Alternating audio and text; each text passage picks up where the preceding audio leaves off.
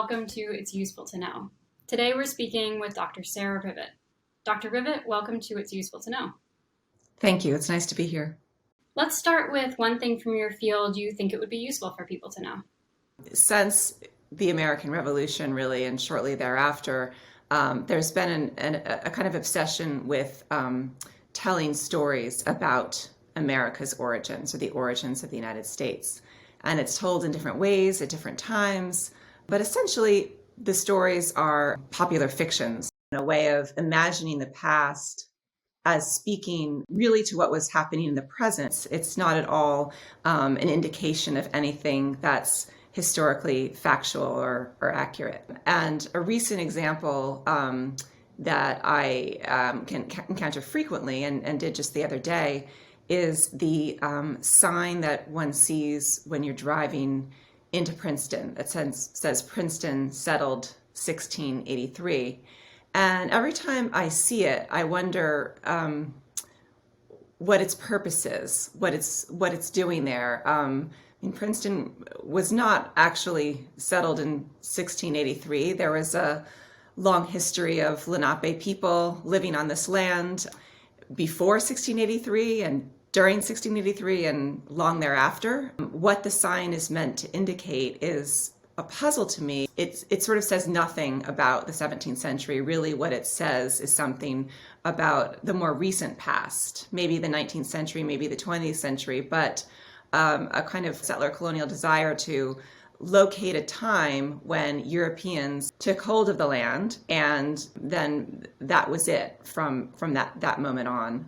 What do you think that popular fiction about, for instance, Princeton's settlement tells us about Princeton or the people who made that sign, and what do you think it obscures?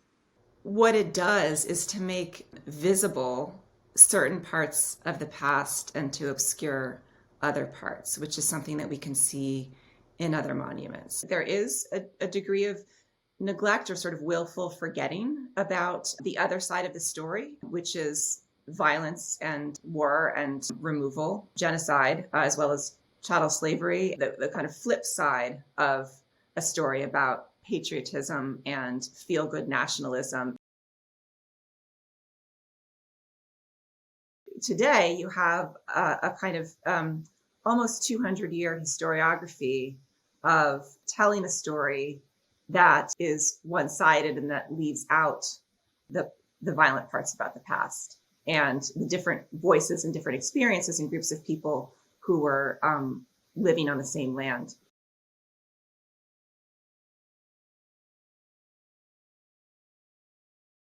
So I'm working on a book on the raven as a literary symbol, and the book is a comparison between the raven and Anglo-Christian culture, Anglo-American culture, and some deep literature about the raven in literatures of the Pacific West, indigenous literatures of the Pacific West, the Haida and the Tlingit in particular. The Christian tradition, the first raven is in Genesis 8:7.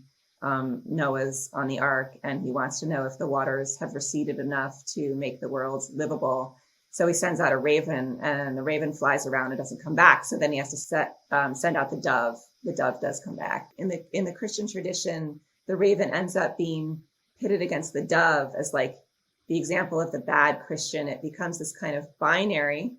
And then in the Tlingit literature I've been reading about the raven as creator, he's infinitely complex, and he can't be sort of reduced into a binary or really into any category whatsoever. A lot of the Tlingit stories about the raven are creation stories. So they tell a story about the raven as a kind of complex figure of creation who's kind of like a trickster, but not quite, can't be pinned down, who enacts a lot of social justice in the world, but also kind of perpetually gets into trouble. So often our categories for understanding things, whether they're texts or symbols or objects, are inadequate to knowing their full complexity.